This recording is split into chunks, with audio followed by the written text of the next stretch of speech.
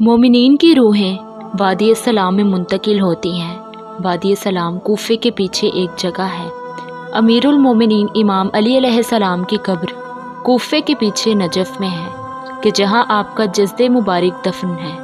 امام علی علیہ السلام کے دفن کی جگہ حضرت نوح علیہ السلام کی دفن کی جگہ ہے جو کہ کوفے کے پیچھے واقع ہے۔ وادی سلام خدا کی عبادت کا سب سے پہلا مقام ہے اور یہی فرشتوں نے حضرت آدم علیہ السلام کو سجدہ کیا۔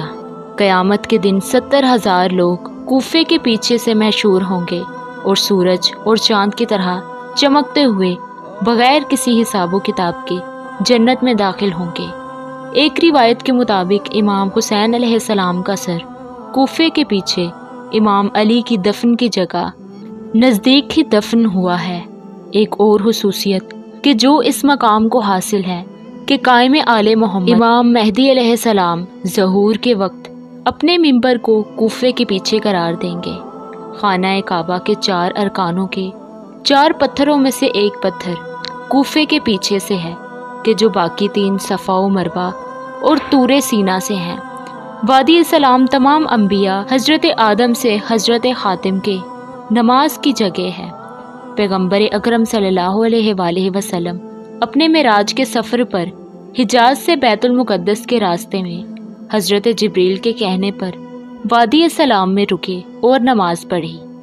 مومنین کی روحیں اپنے سفر میں جنت کے درختوں میں سے ایک درخت میں جگہ لیتی ہیں اور جنت کی نعمتوں سے فائدہ حاصل کرتی ہیں اور خدا سے قیامت کے جلد واقع ہونے کی دعا کرتی ہیں۔ حب ترمنی کہتے ہیں کہ امیر المومنین علی علیہ السلام کوفے کے پیچھے وادی سلام میں کھڑے تھے کہ جیسے کسی سے بات کر رہے ہوں۔ میں نے کہا کہ یا امیر المومنین بیٹھیے اور آرام کیجیے۔ آپ نے فرمایا کہ اے حب، اگر جو میں دیکھ رہا ہوں تمہارے لیے بھی کشف ہوتا تو دیکھتے کہ مومنین گروہ کی صورت میں بیٹھے ہیں اور ایک دوسرے سے باتیں کر رہے ہیں۔ مومنین نہیں مرتے مگر یہ کہ ان کی روحوں سے کہا جاتا ہے کہ وادی سلام میں داخل ہو جائیں۔ بے شک وادی سلام جنت کے ٹکڑوں میں سے ایک ٹکڑا ہے۔ بہترین پانی زمین پر آب زمزم ہے جو کہ جنت سے جاری ہوتا ہے، اور بدترین پانی آب برہوت ہے کہ جو خضر الموت میں سے ہے کہ کافروں کے سردار وہاں سے پئیں گے۔ کسی نے امام جعفر صادق علیہ السلام سے کہا کہ لوگ کہتے ہیں کہ فرات کا پانی جنت سے آتا ہے، حالانکہ آب فرات ایک چشمہ ہے اس جنت سے آتا ہے کہ جو مغرب میں ہے۔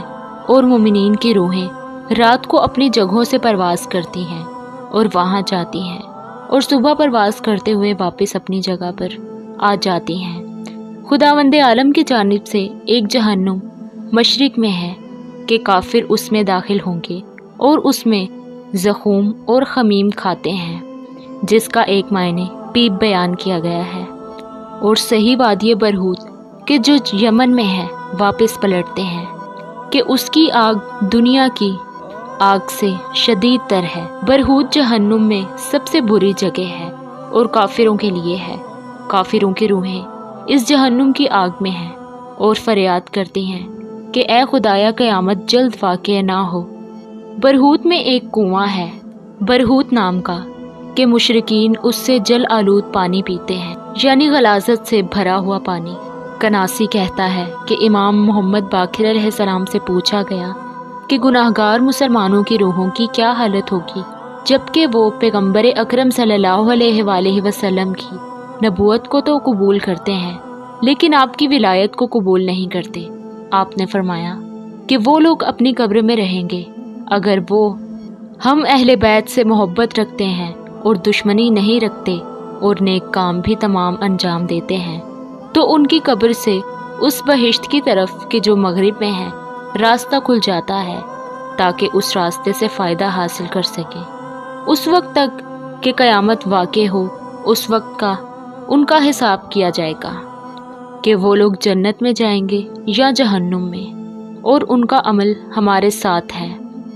جب امام زمانہ قیام کریں گے تو 70,000 لوگ گزشتہ پیغمبران کے خاندان اور مسلمانوں میں سے وادی سلام میں سے آپ کی نصرت کے لیے حاضر ہوں گے۔ اصحاب کہف، مالک اشتر، اور ابو دجانہ بھی انہی میں سے عالم برزخ میں صرف خالص کافروں اور خالص مومنوں سے سوال کیا جائے گا اور باقیوں کو اپنے حال پر چھوڑ دیا جائے گا۔ عالم برزخ میں ہر کوئی اپنے مالکوں کے ساتھ محشور ہوگا اور ان کے مالک ان کے لیے محشور ہوں گے۔ ائمہ علیہم السلام اپنے شیعوں کے لیے فرماتے ہیں کہ ہم تمہارے لیے برزخ سے ڈرتے ہیں۔